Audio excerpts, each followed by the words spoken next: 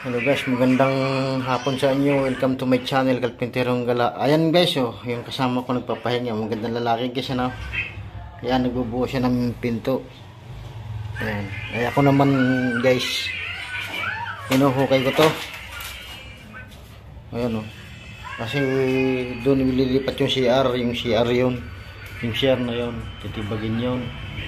Lipat natin. Kaya hinukayan ko guys, gawa ng papunta dito ang yung sa abang yung ano ng tae. Yan, deposito. Yan guys, yan. Yan. Okay na yan guys. Ating ano lang. Tapos dito guys, ating gagawa ng pinto dito guys. 60 lang sukat ang habay. Yung kasing haba lang no. 110. 210 yan guys. 210 dito. Magagawa tayo dito guys. Danan. So guys, update ko lang mamaya pag natapos na. Ayan na guys, nabutasan na natin guys. Yung mga ano na, yung pinto at lagusan o yan dito. Yan. So guys, yan, pipikanisin lang natin. Tapos yung kurente na yan, nilipat na lang natin sa baba. Yan guys. Tapos yan yung CR guys. Oh. Nilipisan ko na ng asintada guys. Doon yan. Sintadahan na natin yan guys, pati yung kabila guys, yung pinto na yun. Yan guys.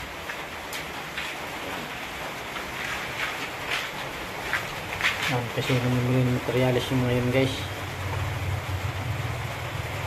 Tapos yung pinto doon guys, sa taas na kabitan na din. Ayan o, na yung pinto.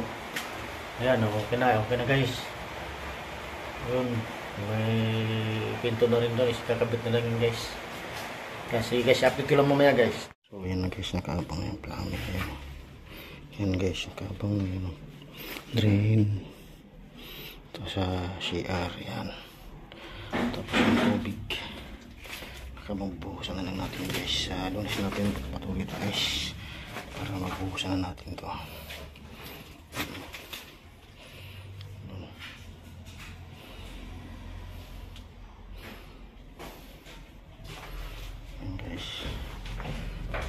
So ayan guys, nabuhusan na natin. Ayan, nabuhusan na siya guys. Ayan, nabuhusan na guys. Plastering nila ito. Lunis, plastering na ito. Tiles. Tiles na yan guys.